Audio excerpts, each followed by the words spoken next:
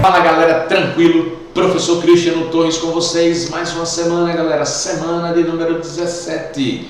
E hoje vamos estudar a geometria plana. Atenção aos principais conceitos, definições, postulados e teoremas. Sem eles, a resolução dos problemas eles ficam comprometidos. Massa? Beleza? Então veja, a geometria plana ou geometria euclidiana, como é conhecida, tá certo? Tem esse nome por homenagear justamente ele, Euclides de Alexandria. Esse cara é o cara da geometria. Ele desenvolve toda a geometria que nós vamos estudar, geometria plana, partindo de 5 axiomas. Ele prova tudo. A grande contribuição de Euclides para a matemática fez dele o pai da geometria. Interessante que geometria significa medida da Terra, né? Geo, terra, metria, medida. Surge justamente pelas inquietações do homem em medir a Terra. Mas veja, o que é que isso tem de interessante ao se estudar, né, a história, no caso da geometria e dos primeiros passos, né, sobre esse tema? É que eles partem de uma hipótese falsa. Que hipótese? De que a Terra era plana. Então eles partem dessa hipótese, depois com os estudos, nessa tentativa de medir, tá certo, a superfície da Terra e dimensões inalcançáveis, consegue, depois de algumas centenas aí de anos, a prova de que eles partiram de uma hipótese falsa. Mas inicialmente imaginava-se a Terra como sendo um grande plano. Interessante que na geometria existem conceitos que determinam o modo de organizar o pensamento.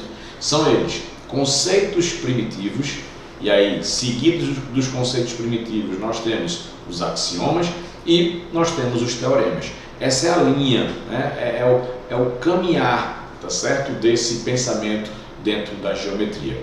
Interessante que para os conceitos primitivos, o que é que a gente vai levar em consideração? Um conceito é dito primitivo quando não necessita de uma definição. Simplesmente ele é tido como uma verdade. Não se define. Quer ver exemplo? Ponto. Alguém define ponto para mim? Não existe definição. Isso é um conceito primitivo. Você tem ideia de ponto. Quando eu falei em ponto, você já imaginou alguma coisa. Consequentemente, na geometria, esse é um conceito primitivo. Em seguida, nós temos os axiomas. O que significa axioma ou postulados? São regras. Lembra no início da aula que eu falei que Euclides, com 5 axiomas, consegue provar tudo dentro da geometria plana? Verdade, não é? Então, os axiomas ou postulados são regras simples ou um conjunto de regras que determinam como os conceitos primitivos devem se comportar. Isso tem também as suas propriedades e são fatos não demonstráveis. Quer ver um exemplo? Por um ponto passam infinitas retas. Todo mundo concorda comigo. Dados 2 pontos no mesmo plano, existe uma única reta que os contém. Veja que esse postulado é uma regra simples, tá certo? Ou pode ser, repito, um conjunto de regras e que não necessita de uma demonstração. Não tem que se demonstrar. Tomamos os postulados como sendo também uma verdade. E finalizamos tudo o que nós chamamos na matemática que exige uma demonstração, nós chamamos de teorema. Então, todas as proposições obtidas devem ser demonstradas, caso sejam verdadeiras, desde que sejam conceitos ou axiomas como verdade. Chamaremos essas proposições de teorema. Então, eu parto de um conceito primitivo, gero um axioma e finalizo, quando possível, com um teorema. Existem vários teoremas. Quer ver um exemplo de um teorema da geometria plana? O teorema de Pitágoras. Então, o teorema de Pitágoras é algo que pode ser provado. E aí nós temos uma relação métrica que envolve o triângulo retângulo. Na verdade, se você não sabe qual é o teorema de Pitágoras, não adianta, nem precisa ficar nervoso, se preocupando, porque nós iremos estudar e nós iremos revisar tudo isso para vocês. Perfeito? Então vejam, vamos agora iniciar com algumas informações importantes no estudo da geometria plana. Então, o primeiro que eu chamo a atenção é a ideia de ângulo. Mas antes eu queria mostrar para vocês o seguinte. Nós temos três conceitos primitivos. Então, na verdade, eu tenho aqui a ideia do ponto. Massa? Um ponto é algo adimensional, ou seja, não tem dimensão. A representação de um ponto na geometria sempre é feita por meio de uma letra maiúscula. Nós temos reta. A representação de uma reta, que é formada por infinitos pontos colineares, é por meio de uma letra minúscula. Se nós escolhermos dois pontos de uma reta e tomarmos todos os pontos entre elas, iremos gerar um segmento de reta. Um segmento de reta é justamente formado por infinitos pontos. Um segmento de reta é formado por infinitos pontos. Representação de um segmento de reta, as letras que representam as extremidades e uma barra. Então isso aqui significa segmento de reta B, que é congruente ao segmento de reta BA. Então, se eu faço a leitura, a representação, né, BA ou AB, com a barrinha, eu estou me referindo ao mesmo segmento de reta. E por último, nós podemos pegar da reta um ponto de início e os infinitos pontos seguindo, tá certo, um determinado sentido. Então, nós temos aqui um início, mas nós não temos fim. Uma semirreta também é formada por infinitos pontos. Aí, nesse caso, precisaríamos de um ponto de referência. Então, aqui eu vou imaginar aqui o ponto B. Então, nós temos uma semirreta com origem em A, passando por B. A simbologia seria essa aqui. Sobre as letras, colocaríamos uma seta, dando a direção, na verdade, o sentido da semirreta. Ou seja, origem A, passando pelo ponto B. O contrário já não é verdade, hein? Então aqui já é diferente de B, origem em B, passando por A. São outros pontos, podem até ter pontos em comuns, mas não são todos. Então, essa relação contrária, ela é falsa. Então, ponto, reta, segmento de reta, semirreta. É justamente o que a gente precisa inicialmente saber da geometria plana, os principais elementos. Um detalhe interessante, todo segmento e toda semirreta, existe uma reta suporte que o contém. Então, por exemplo, AB, se eu prolongar AB, então nós vamos determinar a reta suporte que determina AB. Então aqui imagina a reta R, a reta suporte que define AB. Se nós prolongarmos aqui nessa direção também, prolonga-se para lá, né? Uma reta é infinita, não tem começo nem tem fim. Ok? Então aqui nós temos uma outra reta suporte, a semirreta AB. Um outro detalhe, só para não esquecer, é de ponto médio. Alguém uma vez me perguntou: onde é que fica o ponto médio da reta, Cristiano? Bom, aviso a vocês que reta não possui ponto médio. Não existe ponto médio. Não existe nenhum lugar geométrico que é equidiste dos extremos, porque uma reta não possui extremos, ela é infinita. Então aqui, olha, nesse sentido e no sentido contrário, ela tende a infinito.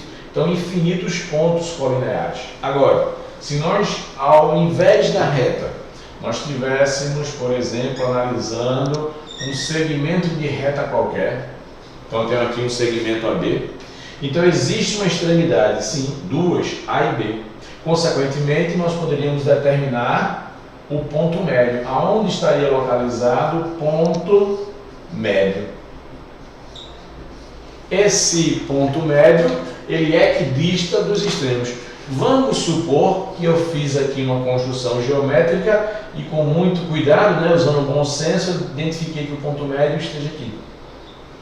Então, esse ponto médio aqui, se eu chamar de M, vou só melhorar aqui Pronto, agora é o ponto médio M. O segmento AM tem a medida igual ao segmento MB. Ok? E AM mais MB igual ao comprimento do segmento AB. Então, a medida de AM mais a medida de MB é igual à medida de AB. Logo, M é o ponto médio do segmento AB. Só possui ponto médio segmento de reta. Perfeito? Então, agora vamos para outro conceito. E aí, nesse caso, eu já apresento a vocês esse outro conceito. O conceito de ângulo. Bom, o que é um ângulo? O ângulo é a região do plano gerada por duas semirretas distintas de mesma origem. Analise aqui comigo. Ó, dá uma olhadinha aqui. Você tem esse ângulo, que é o ângulo AOB, ou seja, o ângulo que tem vértice O e que de O você consegue visar A e de O visa B. Como assim? Imagina que você está no ponto O e ao olhar nessa direção aqui você vê A. Olhando nesse sentido aqui, você vê quem? B. Consequentemente, nós temos o ângulo AOB. Então, o ângulo AOB, que está destacado justamente aqui por meio desse arco.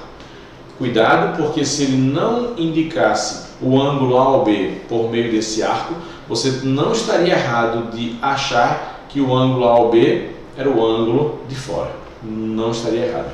Então, para que você precise ter essa identificação, ele com certeza vai afirmar algo, né? O menor ângulo, AOB sendo o menor ângulo, ok? Ou dar uma classificação específica do ângulo. Ou quando se tratar de figuras geométricas, como triângulos, quadriláteros, e se falar de ângulo dessas figuras, são os ângulos internos. Massa? Beleza?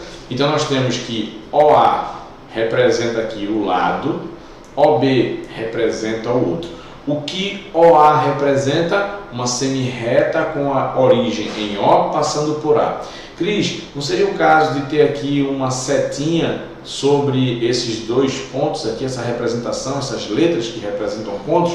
Sim, então nós teríamos aqui uma setinha, origem O passando por A, origem O passando por B, os lados do ângulo. E consequentemente, nós teríamos aqui a marcação do arco. Então, o ângulo é a região do plano limitada por duas semirretas. Detalhe, quando ele fala região do plano, tudo isso aqui é o ângulo. Tudo isso aqui é o ângulo. Mas a gente se limita justamente a olhar a abertura, certo? Então, essa abertura aqui a gente numera. Existe um valor numérico de referência. E é isso que a gente muitas vezes denomina como sendo o ângulo, ou seja, o valor numérico associado a essa abertura. Mas o ângulo, no conceito da geometria, é a região, tá certo, gerada por essas duas semirretas. Então, tudo isso aqui é o ângulo. Tudo isso é um ângulo. Classificação dos ângulos. Então, comigo. O ângulo ele pode ser nulo, ou seja, um ângulo zero. Então, o ângulo nulo ele é formado por semirretas coincidentes. Elas coincidem, estão uma sobre a outra. Então aqui nós temos duas semirretas.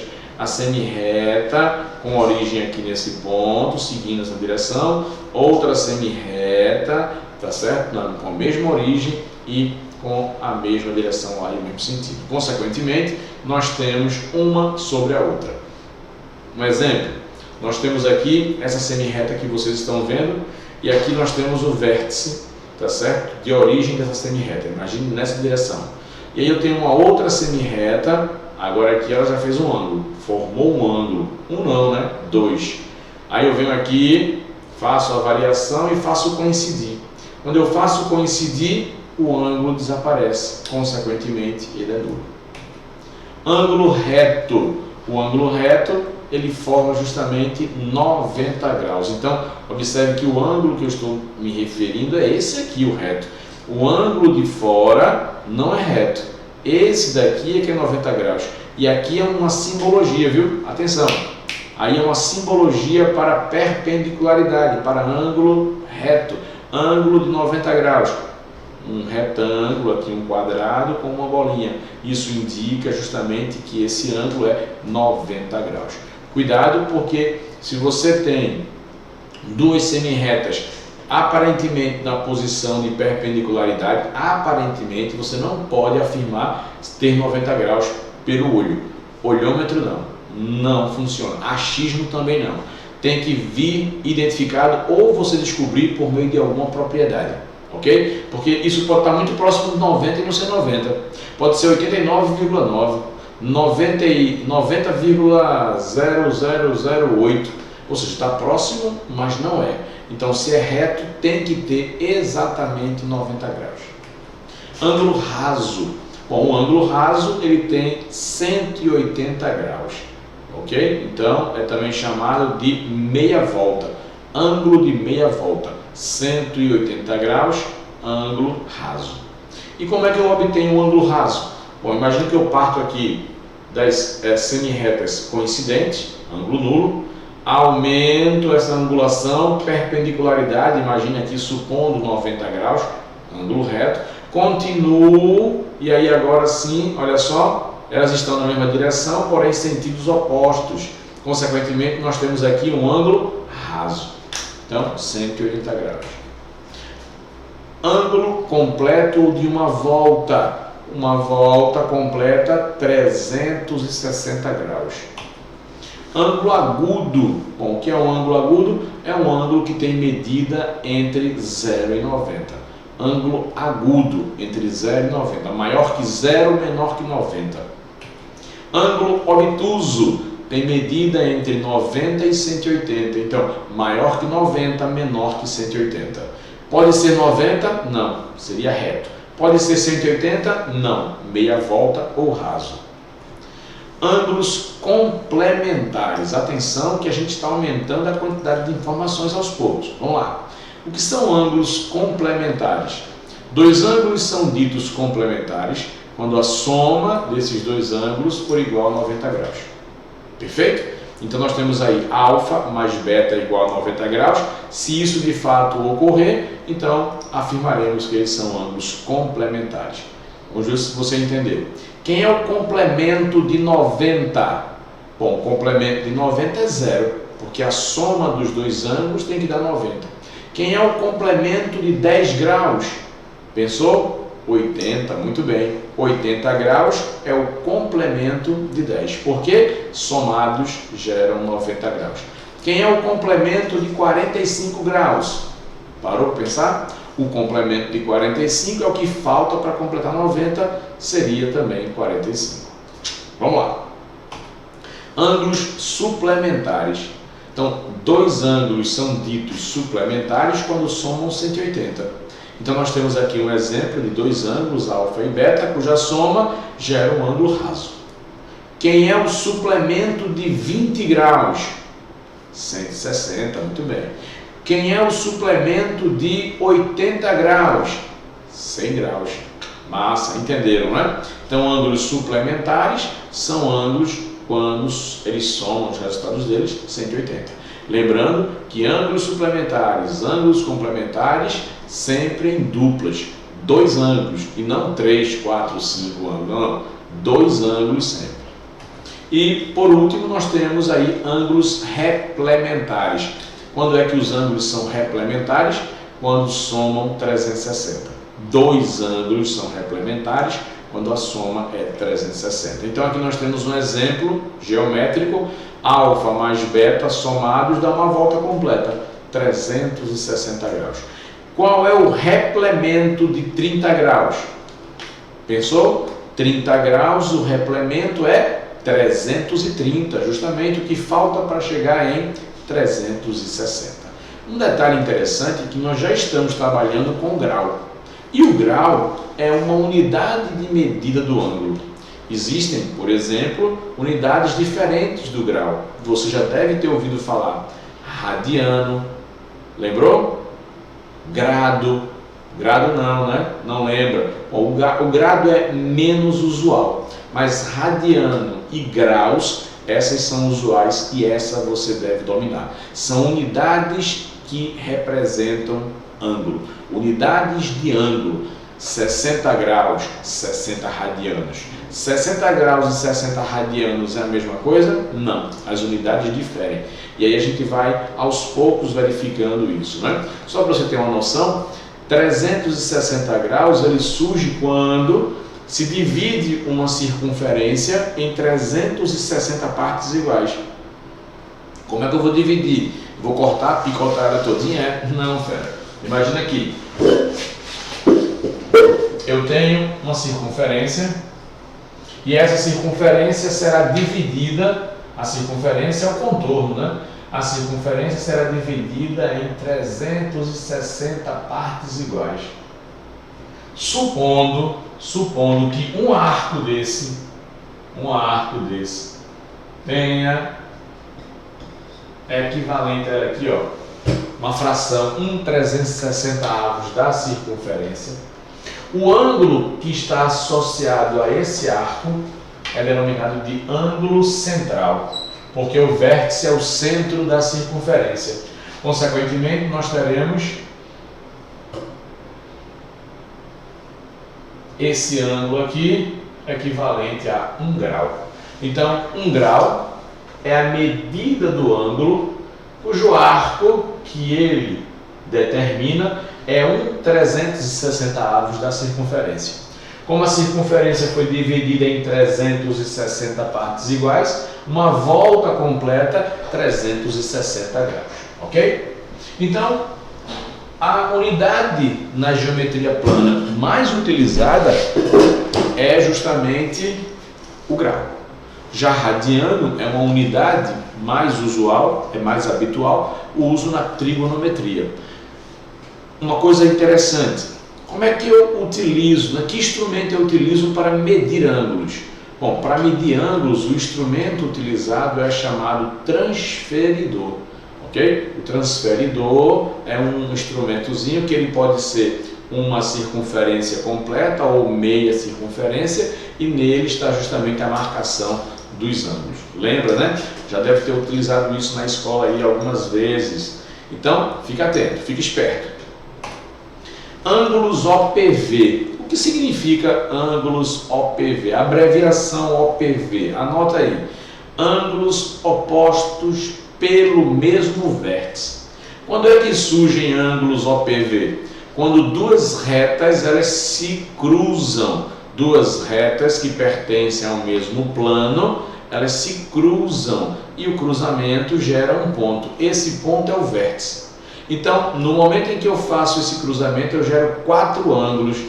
Os 2 ângulos que vocês estão vendo aqui com a mesma cor, que compartilham o mesmo vértice O, eles são denominados ângulos OPV, ângulos opostos pelo mesmo vértice. Consequentemente, se você fizer o prolongamento dessa semirreta, você vai coincidir com essa semirreta daqui, origem O passando por C. Se você tomar agora a semirreta OD e prolongar ela no sentido contrário, ela vai coincidir com a semirreta OB. Consequentemente, o prolongamento de uma semirreta gera a reta suporte e vai gerar a outra semirreta. Deu para entender? Então nós temos aqui duas semirretas em sentidos contrários que possuem uma mesma reta suporte, a mesma coisa ocorrendo aqui. Consequentemente, iremos gerar com esse cruzamento 4 ângulos e 2 pares, eles são chamados de OPV. E a consequência, a propriedade que gera, tá certo, essa relação do OPV é a congruência. Então nós temos 2 ângulos OPV, ou seja, 2 ângulos opostos pelo mesmo vértice, são iguais. Então o ângulo AOB é igual ao ângulo DOC ou COD. Já o ângulo AOD é igual ao ângulo BOC. Eu coloquei nas mesmas cores para você perceber a igualdade. Massa? Então, ângulos OPV, propriedadezinha, congruência dos pares dos ângulos OPVs.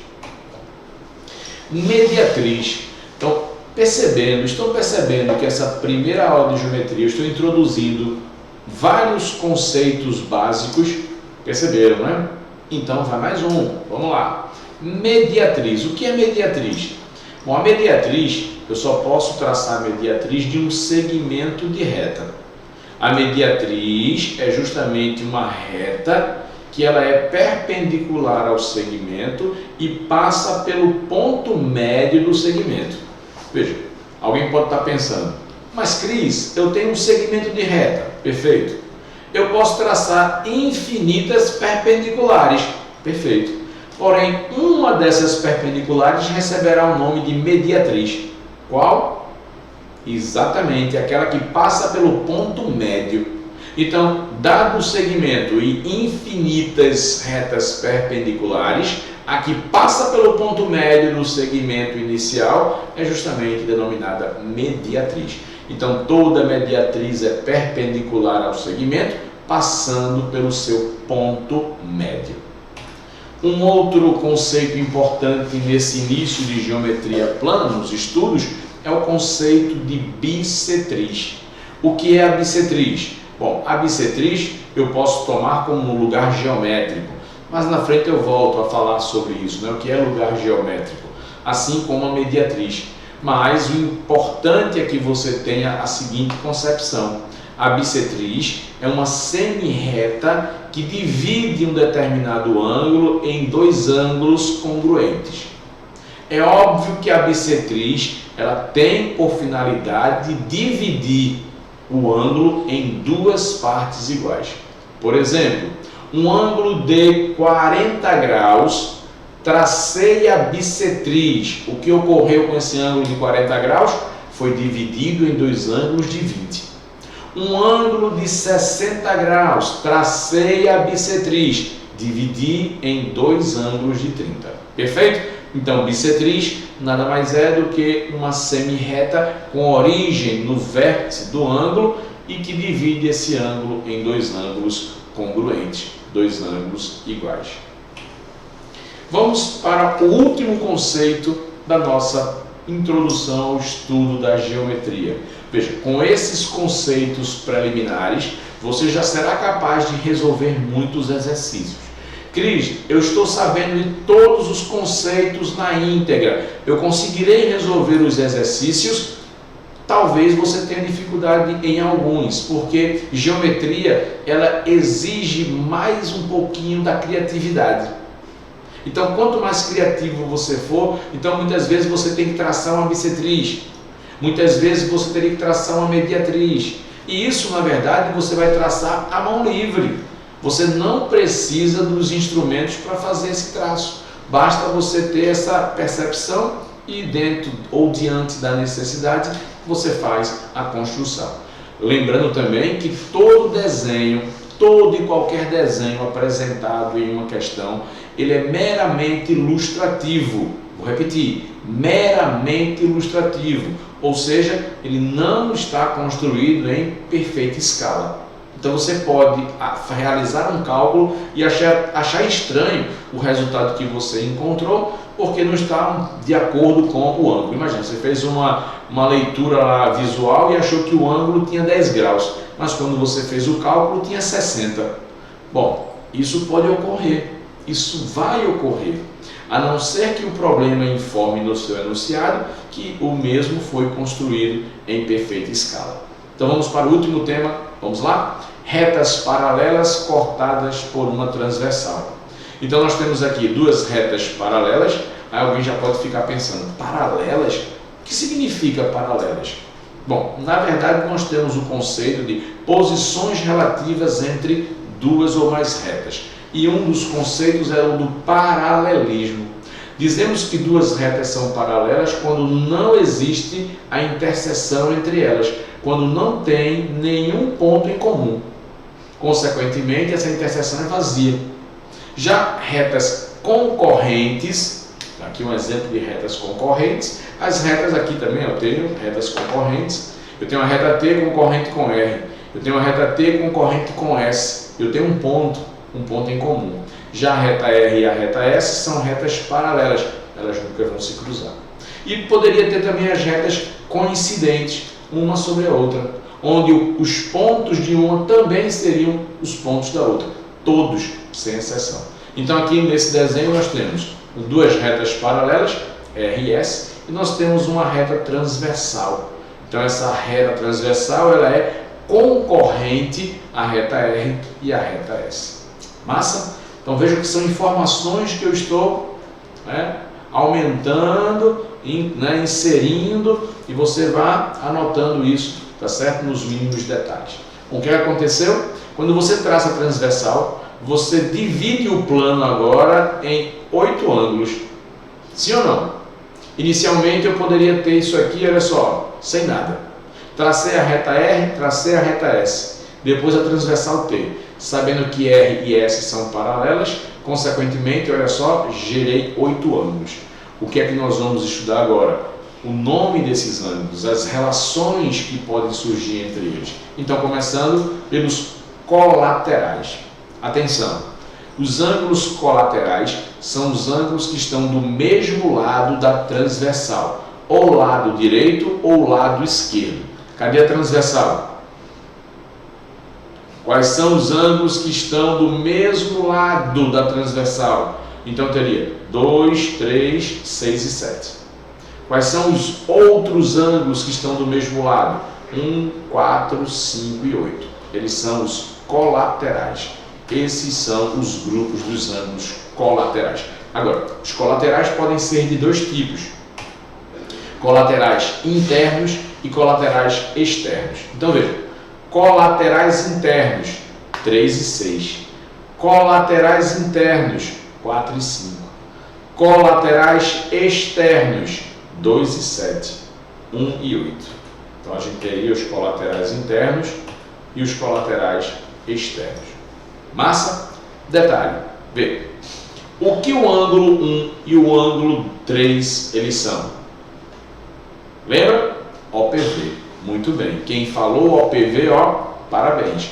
1 e 3, OPV. 2 e 4, OPV. 6 e 8, OPV. 5 e 7, OPV. Se eles são opostos pelo vértice, eles são o quê? Iguais. Exatamente. Se eles são iguais, então esse ângulo daqui é igual a esse ângulo daqui. Consequentemente, olha o que é que eu terei. Vê só, presta atenção. Esse ângulo daqui 2 e esse ângulo 6 aqui tem uma classificação. Então vamos só aguardar, acho que é a próxima. Vê só, vamos ver se não é verdade. Aqui eu só estou mostrando os colaterais, colaterais internos. Então vamos ver, correspondentes, exatamente. Vê só, os ângulos correspondentes são os ângulos que se correspondem. Como assim? Eles estão na mesma posição. Se você olhar para esse grupo de 4 ângulos, 1, 2, 3 e 4, no sentido anti-horário, começando aqui pelo 1, aqui também eu terei, começando pelo 5, eu terei 4 ângulos. E na verdade, quem se corresponde aqui? 1 corresponde ao 5, o 2 corresponde ao 6, o 3 corresponde ao 7 e o 4 corresponde ao 8. Por que se correspondem? Porque eles estão em uma mesma posição. Olha qual é a posição do ângulo 1. Olha aqui para baixo. Quem está na posição idêntica do 1? O 5. Aí interessante é o seguinte: devido ao paralelismo entre as retas R e S, dois ângulos correspondentes são congruentes.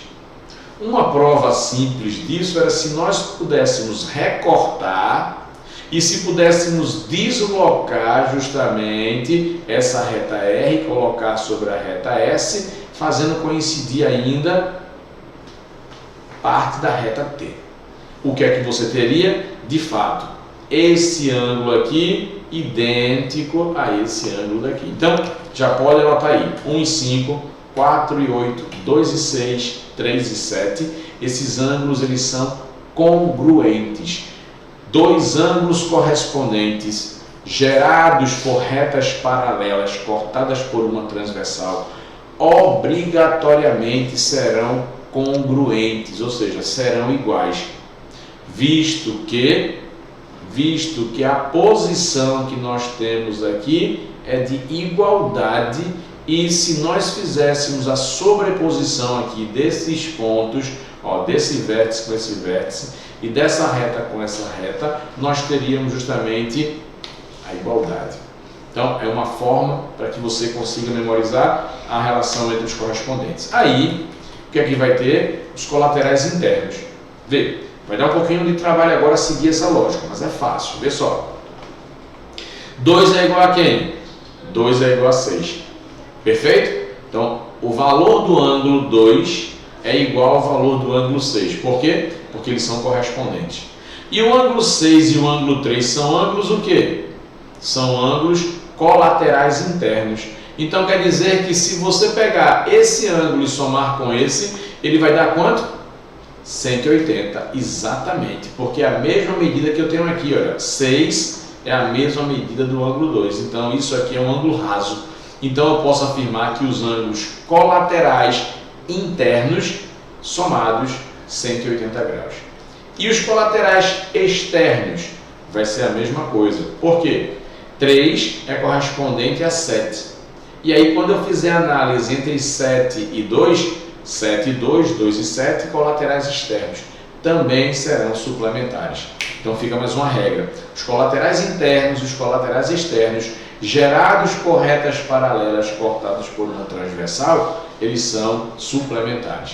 Cris, por que você está enfatizando essa questão do paralelismo? Porque se as retas não forem paralelas, eu terei os ângulos colaterais internos e externos, mas eles não serão suplementares. A propriedade suplementar, a propriedade dos correspondentes congruentes, só existe porque as retas elas são paralelas. Essa é a condição para que essa relação exista. Vamos para a próxima? Vamos lá. Alternos internos. Quais são os ângulos alternos internos? O nome é bem sugestivo. Alternos alternados. Ângulos alternados. Lados contrários. Exatamente. E internos é porque estão entre as retas paralelas. Perfeito. Então, os alternos internos, 3 e 5. 6 e 4. Ô Cris, 3 e 4 não poderiam ser alternos internos? Bom, pela ideia lógica, sim, mas pelo conceito da geometria, não. Porque dois ângulos alternos internos não podem ser vizinhos. Não podem ser vizinhos. Então, 3 e 4, apesar de serem de lados contrários e ambos serem internos, eles não podem ser vizinhos. Então, só poderia ser quem? 3 e 5, 6 e 4. O que aconteceria se nós parássemos para avaliar a questão dos valores entre 3 e 5 e 6 e 4? O que é que vocês poderiam dizer? Matou a charada? Congruentes, muito bem. Veja, o ângulo 4 é igual ao ângulo, vamos ver aqui, ó, o ângulo 4 é igual ao ângulo 6. O ângulo 4 é igual ao ângulo 6. Mas por que isso ocorre? Veja, 6 é igual a quem? 6 é igual a 8. Por quê? Porque eles são opostos pelo vértice. 4 é igual a 8. Por qual motivo? Porque são correspondentes. Se 6 é igual a 8, porque é OPV, e 4 é igual a 8, porque são correspondentes, então, por transitividade, 6 é igual a 4. Se 6 é igual a 8 e 8 é igual a 4, 6 é igual a 4 por transitividade. Consequentemente, os ângulos alternos internos, eles são congruentes. Agora, só serão congruentes os alternos internos pelo fato das retas serem paralelas. Retas paralelas cortadas por uma transversal. Massa? E nós temos os ângulos alternos externos. Bom, os ângulos alternos externos seguem a mesma premissa dos ângulos alternos internos. Nós não podemos ter ângulos vizinhos, ângulos adjacentes. Então, 2 e 1, apesar de estarem em lados contrários e serem externos, não são alternos externos. Então, nós teríamos 2 e 8, 1 e 7. Como é que a gente pode também provar a igualdade desses pares de ângulos? Então, 1 e 7 e 2 e 8. Como é que a gente pode provar? 1, 7, 2, 8. Fácil. Vamos começar por aqui. 1 é igual a 3. Perfeito. 1 é igual a 3. Por qual motivo? São ângulos OPV. 3 é igual a 5. Por qual motivo? Porque eles são ângulos alternos internos. 5 é igual a 7. Por qual motivo? Porque são OPV. Se 5 é igual a 3 e 3 é igual a 1, então 5 é igual a 1. Como 5 é igual a 7, 1 é igual a 7. Não entendeu? Volta aí o vídeo, escuta de novo a justificativa. Poderíamos ter outra justificativa também. 1 igual a 3, OPV, ângulo 1 igual ao ângulo 3. 3 é correspondente a 7, congruente a 7. Como 3 é congruente a 7 e 3 é congruente a 1, logo 1 é congruente a 7. Então 7 e 1 são ângulos alternos externos e devido ao paralelismo entre as retas e a transversal que está ali, né, gerando os ângulos, eles são congruentes. Quem garante a congruência, quem garante o suplemento é justamente o paralelismo. Sem paralelismo, sem a igualdade ou o suplemento. Massa? Perfeito? Então, vamos seguir. Na figura, os ângulos AOB e COD medem 60 graus e 42 minutos e 27 graus e 36 minutos, respectivamente. Sabendo que os pontos A, O e D são colineares, determine a medida do ângulo BOC. Então, quando ele fala que A, O, D são colineares, é porque eles estão na mesma linha. E quando ele fala que o ângulo AOB mede 60 graus e 42 minutos, ele está falando de um ângulo agudo, então só pode ser esse ângulo aqui. Massa? Perfeito? E quando ele fala de um ângulo de 27 graus e 36 minutos, que é o ângulo COD, ele está falando desse outro ângulo aqui. E ele pede a medida do ângulo BOC. Ora, o BOC só tem uma posição para ele determinar, que seria esse ângulo aqui.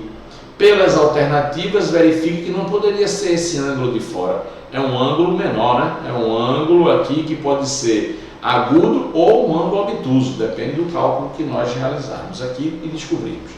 Vamos ver? Então nós teríamos esses três ângulos envolvidos. Alguém pode estar se perguntando, e o que significa esses minutos aí que Cristiano colocou? Agora é novidade. Veja, quando a gente trabalha com 1 grau, certo? 1 grau, nós temos a possibilidade de dividir, ou seja, nós temos o submúltiplo do grau. É possível dividir 1 grau em partes menores? Sim. Então nós podemos dizer que 1 grau é igual a 60 minutos. Como assim, Cris?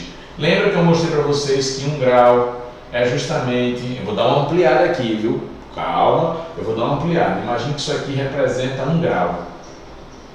Se isso é 1 grau, isso aqui, esse arco, é 1/360 avos da circunferência. Isso aqui, ó. Mas eu já dei uma ampliada de propósito. Nós podemos dividir isso aqui, olha. Nós podemos dividir isso aqui em 60 partes. E cada 1/60 avos é 1 minuto. Então, 1 grau tem 60 minutos. Então, meio grau, proporcionalidade. Meio grau equivale a 30 minutos. Ok? 30 minutos, meio grau. 1 grau, 60 minutos. E nós podemos ainda dividir mais. Podemos dividir mais assim.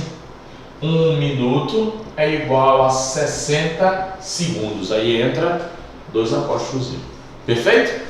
Cuidado que esse, apesar do nome, minuto e segundo, não tem nenhuma ligação com o tempo. Não tem. Isso aqui é unidade de medida de ângulo. Então, o grau como medida principal e os minutos e segundos como sendo os seus submúltiplos. Talvez o nome minuto e segundo pela relação mesmo, né, que a gente tem com o tempo, né? Então a gente tem que 1 minuto tem 60 segundos. Fizeram essa relação na base sexagemal. Então, tranquilo, massa. Vamos então para responder o problema. O somatório desses três ângulos que vocês estão vendo aqui vai dar quantos graus? 180 graus. Muito bem.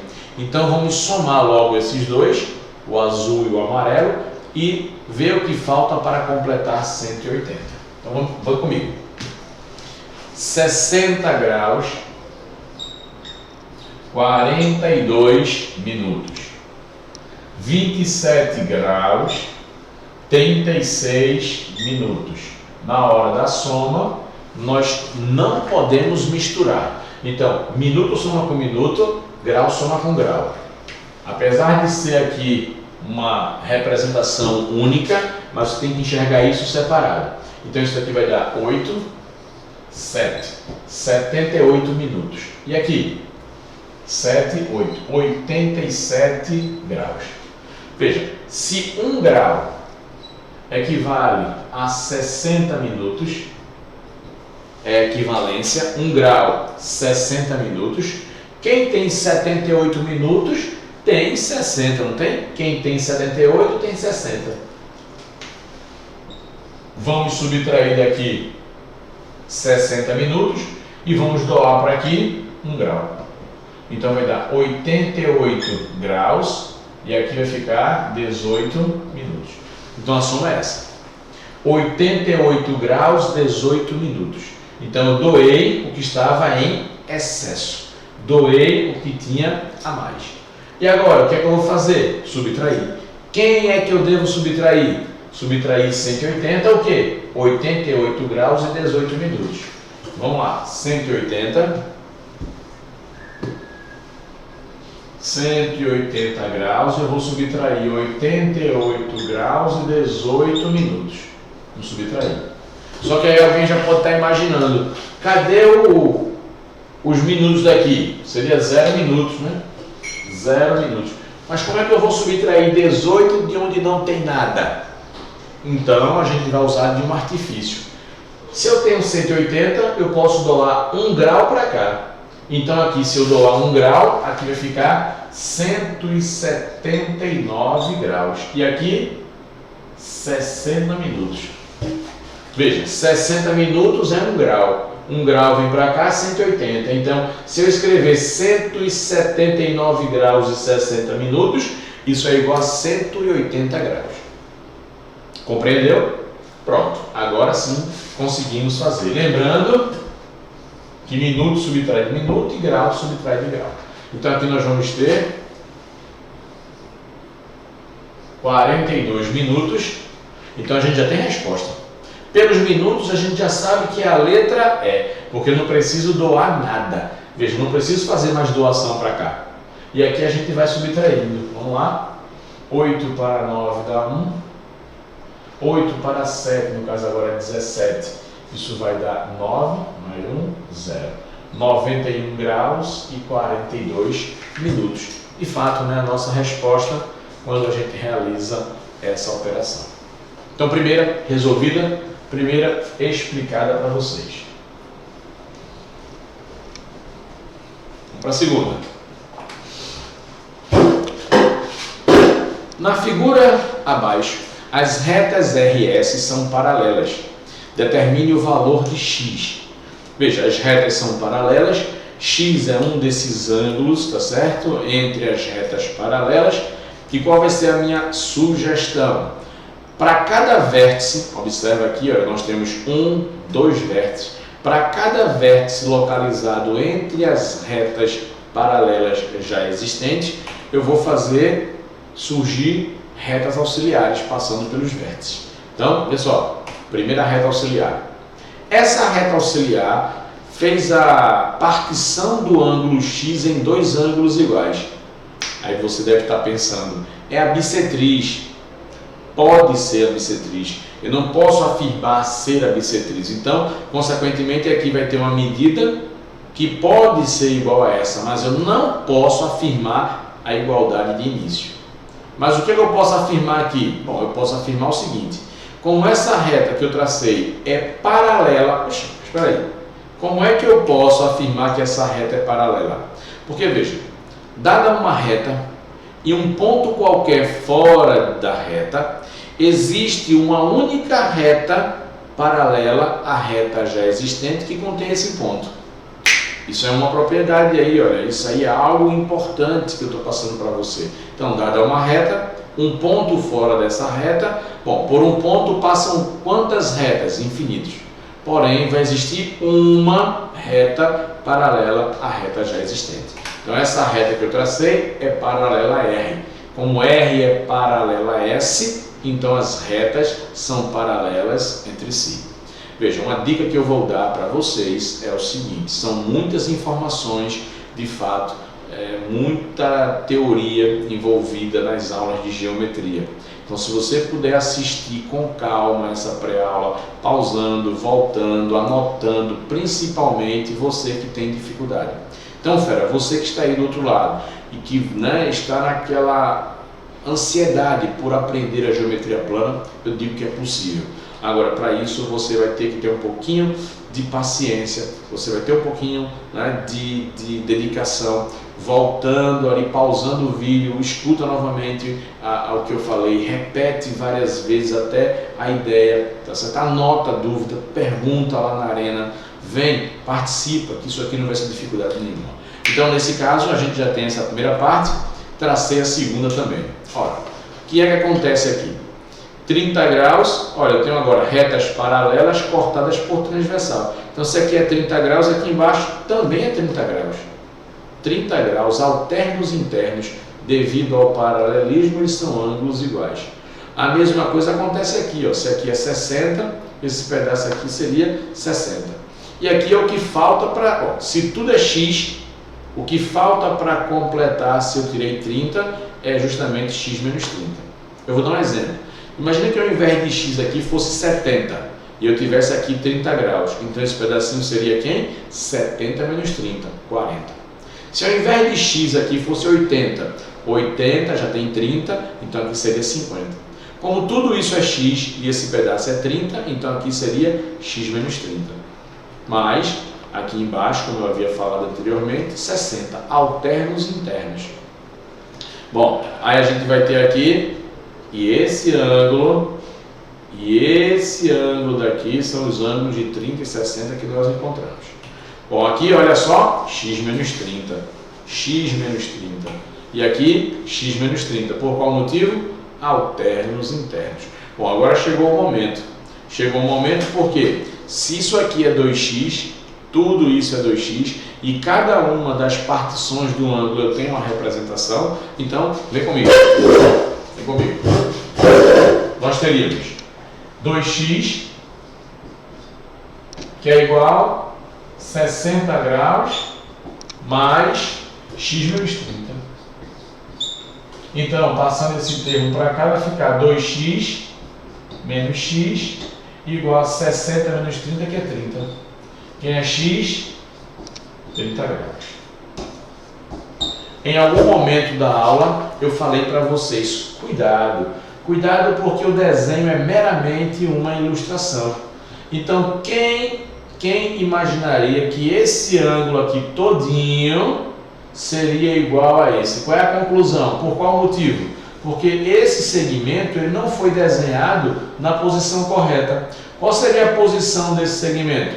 Paralela às retas já existentes. Então esse segmento aqui, ele deveria estar sobre essa linha vermelha aqui, olha, partindo daqui e aqui em cima.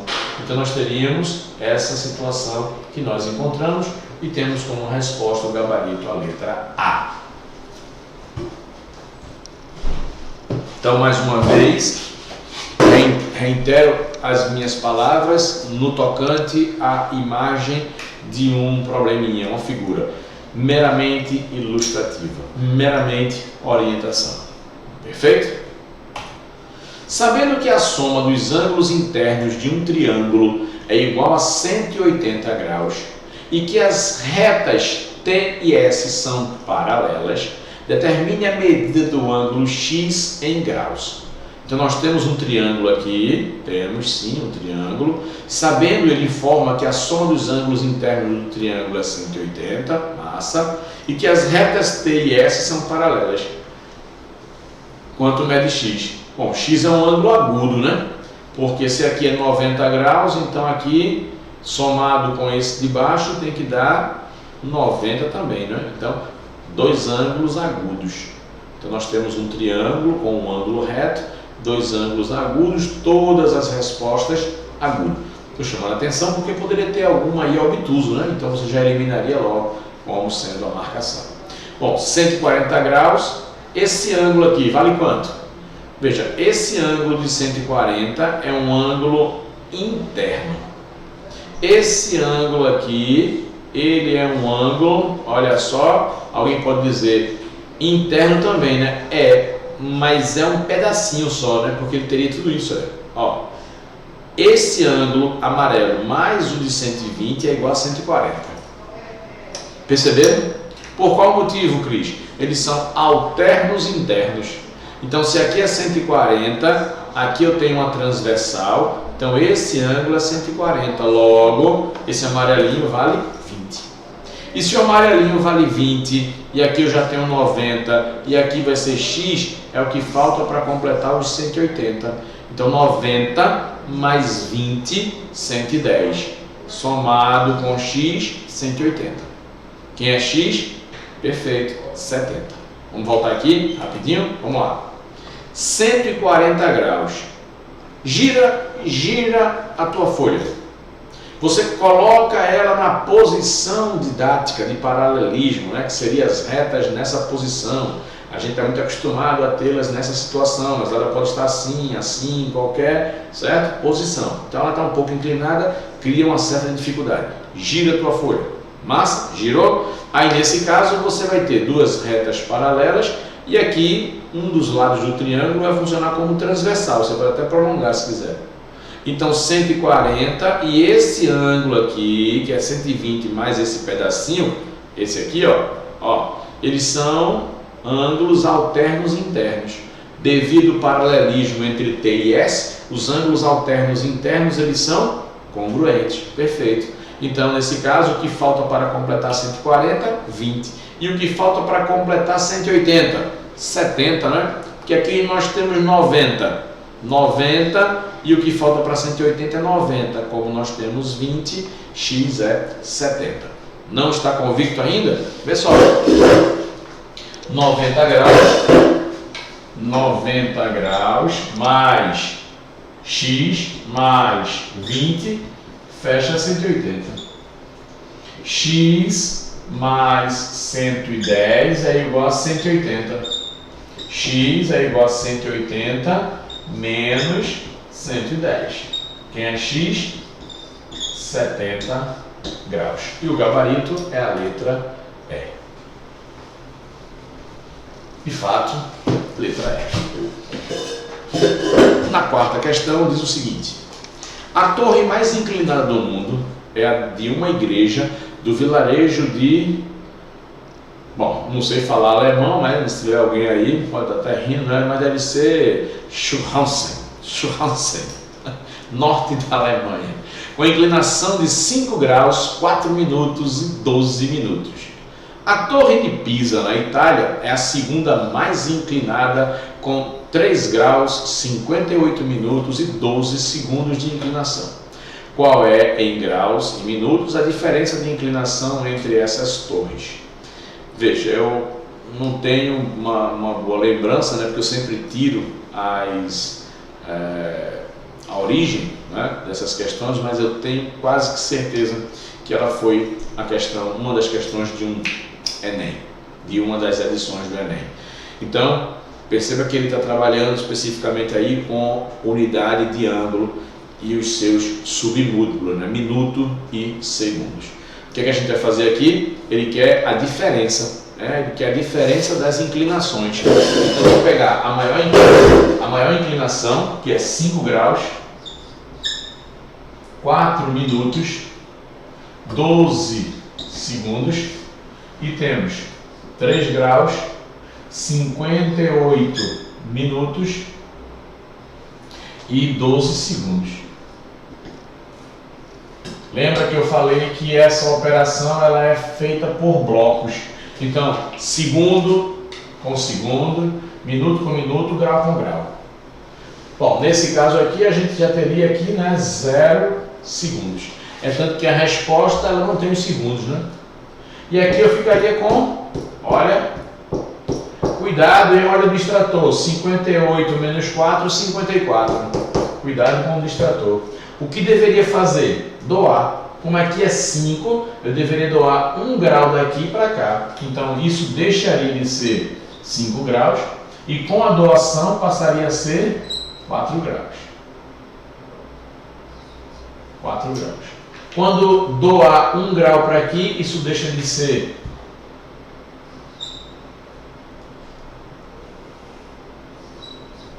passa a ser 64. Pronto, agora a gente vai fazer a diferença, né?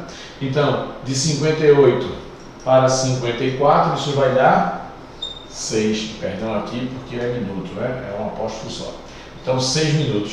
E aqui, 4 menos 3, 1 grau. Então, 1 grau e 6 minutos. 1 grau e 6 minutos é a letra C do comandante. Então, aqui nós temos a 4ª questão encerrada. Vamos para a nossa última questão da aula de hoje. A última questão diz assim: sejam dois ângulos x e y, tais que 2x e y mais 10 são ângulos complementares, e 5x e 3y menos 40 são ângulos suplementares. Lembra? A grande dificuldade muitas vezes na resolução de um problema de geometria plana é a falta, o esquecimento dos conceitos básicos. Então aqui essa questão está trabalhando ângulos complementares, ângulos suplementares. O que são ângulos complementares? Soma 90, muito bem. E o que são ângulos suplementares? Soma 180. Beleza. Então só para fechar o pacote, ângulos replementares, soma 360. Massa? Perfeito? Então vem comigo aqui no quadrinho. Então nós temos 2x somado com y mais 10 igual a 90 graus. Ângulos complementares, a soma é 90. Podemos dar uma melhorada nisso aqui? Sim. Esse 10 subtrai. Então aqui vai ficar 80. 80 graus. E o último, nós temos que são suplementares. 5x mais 3y menos 40 graus igual a 180 suplementares. Vamos passar o 40 para cá, somando, vai ficar como? Muito bem, 220. Resultado, 220. O que é que nós temos aqui? Um sistema. Ele quer o ângulo x, então vamos eliminar o y. Se ele quer x, vamos eliminar o y. Eliminando o y, multiplicando aqui por menos 3 e somando as equações. Sisteminha, né? Sisteminha básico. Então aqui vai ficar menos 6x somado com 5x menos x. Menos 3y mais 3y, zerou. E menos 240 somado com 220 dá menos 20. Não entendi, Cris. Veja, quanto é 80 vezes menos 3?